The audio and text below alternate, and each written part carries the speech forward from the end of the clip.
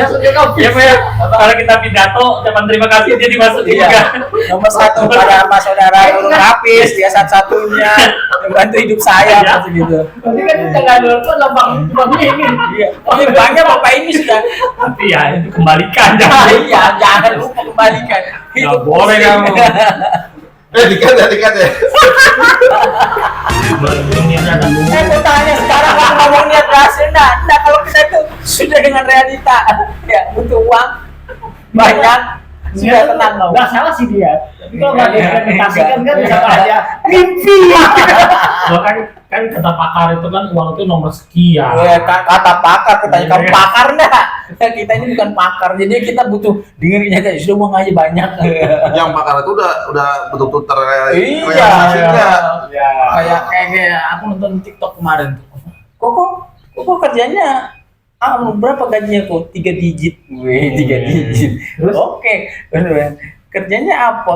Saya punya skincare, perusahaan skincare. Ya iyalah kamu tuh rugi berapa kok? Ya dulu bisa rugi sampai 500 juta 3 digit. Rugi segitu kalau kita aja miskin langsung. Kalau dia ya karena kan iya karena uangnya ngomong dari 500.000 itu ya model kayak kita kehilangan 50.000 ya mungkin lah masih bisa bernapas gaya aduh apa jadi cari 50.000 kemana 20.000 kemana kok jadi cari sekarang nggak usah kita bahas maksudnya itu yang jauh ya. Iya. Ini yang real aja kita dulu kerja sama Kong Hansen ya. Beli pulsa di sana kan. Terus gimana dulu dia besarnya itu begitu ditinggal Telesindo sekarang meredup dia sempat bikin usaha bata ringan. Bata ringan juga meredup, dijual lah usahanya.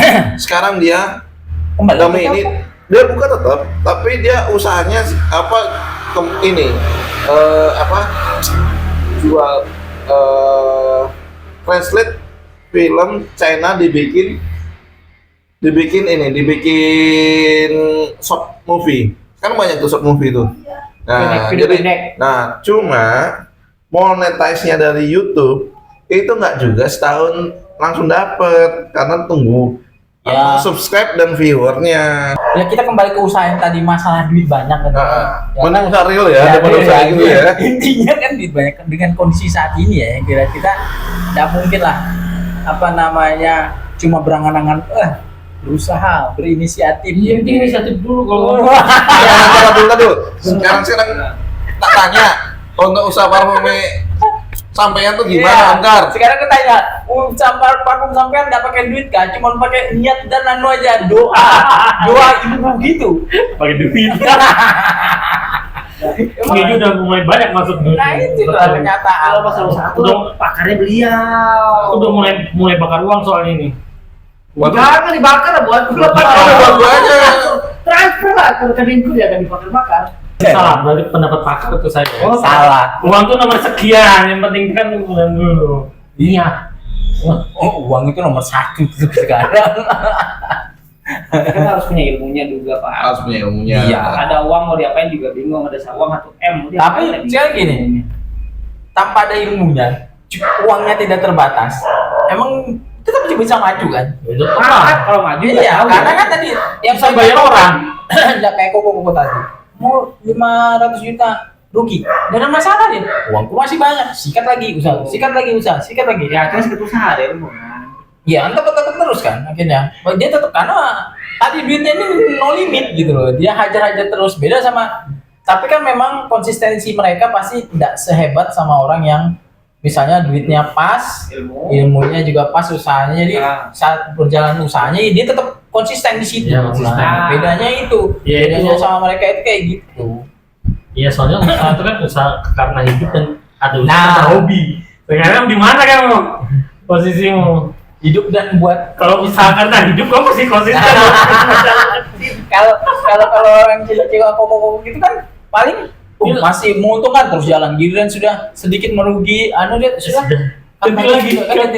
Setelah gini kayak kita lihat dulu kita usaha kita perusahaan pecel kita bagaimana kita konsistensi kita komitmen kita di situ yang dimana perputaran dari awal kita masing-masing 500.000 akhirnya sampai perputaran berapa 10 juta seminggu. Iya. Tapi kan kita juga waktu itu kondisi pertama kita masih muda, tenaga kita masih banyak. Yang kedua, kita waktu itu kerja semua, jadi nggak terlalu berpikir duit di akhirnya kita dapat perjanjian ini 3 bulan kita nggak ngambil apa-apa nih, pokoknya duitnya diputar situ. Karena kita ada pegangan masing-masing gitu loh. Jangan baru kebutuhan hidup kita cuma masih di sini, kita masih single kondisinya gitu kan. Itu jadi ya enggak banyak lah, masih cincai lah untuk urusan-urusan keuntungan dari tapi walaupun ternyata pas berapa bulan kemudian ternyata keuntungan lebih besar gitu kan. Cuman ya kembali lagi tadi Udah konsisten dengan apa? iya konsisten, tapi tadi dana juga membantu, ilmu membantu, dan konsistensi itu berdiri. Tapi kan itu kan harus dipertahankan dua-duanya, maksudnya ini tetap kondisi harus sama rata, itu yang kita pertahankan, itu yang susah. Kecuali kalau kamu sudah terlahir sebagai milioner, baru dengan berkata bahwa merintis itu mudah, ya kan? Nah itu coba influencer anak-anak gitu. Ya itu merintis itu mudah, kambing nggak? Terus kan agak susah lagi merintis.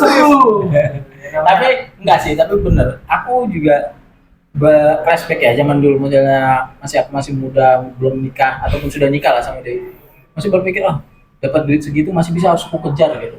Maksudnya waktu masih muda itu pikiran masih begitu ya kan? Biar ambisi masih besar, masih mengejar, menggebu-gebu, maksudnya dapat duit segitu bisa kok aku gitu kan. Ternyata makin umur makin kayak dapat duit susah. Ya kan lagi konsep mentalnya Pak, mental.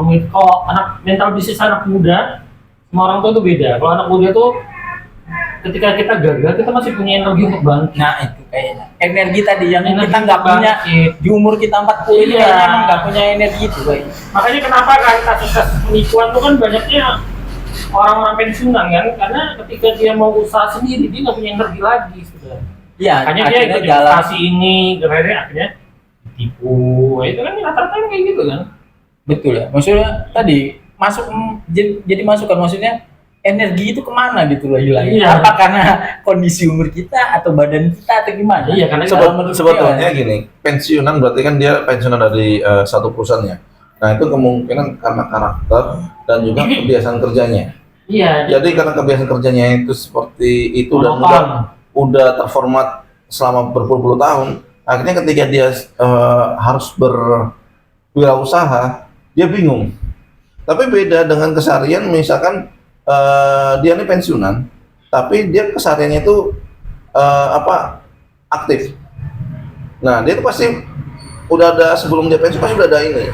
Contohnya misalkan ya, dia ex sales, ex marketing, karena biasanya itu aktif dan ini dan selalu melihat peluang. Itu biasanya ini beda sama orang-orang back end, pensiunan back end. Kalau pensiunan back end itu biasanya ketika mereka pensiun, mereka alternatifnya apa? Cari investasi yang seperti saham atau logam mulia atau tanah.